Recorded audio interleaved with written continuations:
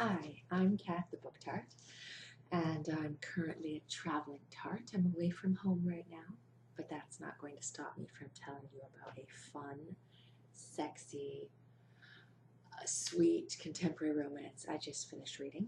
It's Codi Gary's Good Girls Don't Date Rock Stars.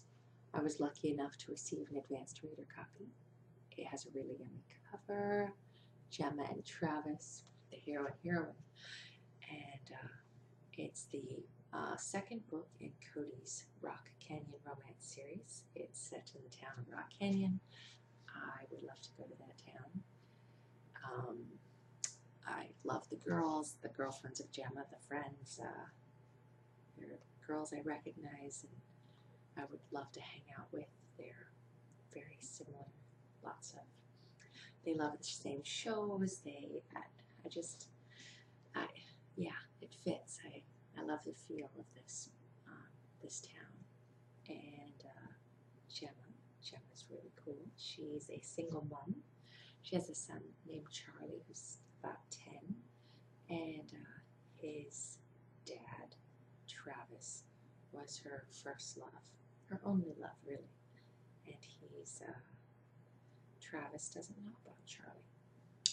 She went to tell him when she was a teenager, and he was just becoming a big musician, and there was a miscommunication. She thought he was with someone else, and she didn't tell him.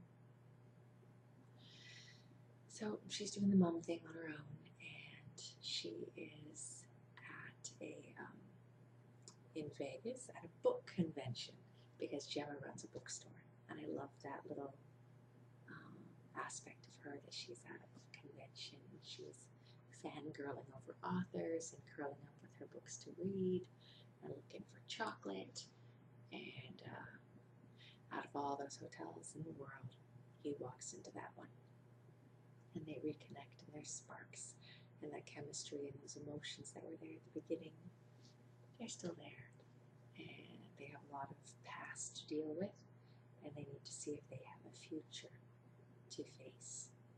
So I really enjoyed Codi Gary's Good Girls Don't Date Rock Stars. If you're in the mood for a contemporary romance with heart and heat and humor, I recommend you check her out. I'll show you the cover again, and I want to read you a smidge from this book.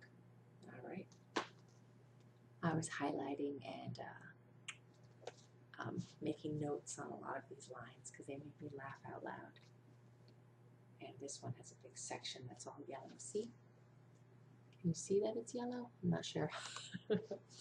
Okay, so this is when she's reconnecting with Travis, and they're eating lunch. People make noises when they eat, Gemma said, blushing at the way her thoughts had shifted. Travis hadn't said anything except that he was sorry about the way they parted and wanted to catch up. With all the women in the world undoubtedly throwing themselves at him, why would he be into her now? Because when he touched my hand, I felt it.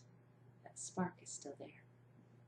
The problem with sparks was they were both bright and short-lived. She needed to remember that. Gemma suddenly realized Travis was speaking and she'd missed it. I'm sorry, what? His grin was mischievous. I said people might make noises, but your food noises are the same as the noises you used to make right before you. Her fork dropped onto her plate loudly and she squealed, Travis!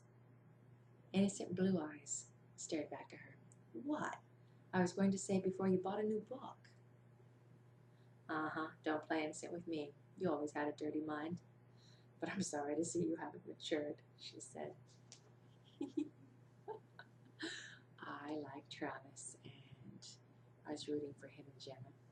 I liked both of them. So, anyway, I recommend you go check out Codi Gary's Good Girls Don't Date Rock Stars. Thanks for the Book Tart.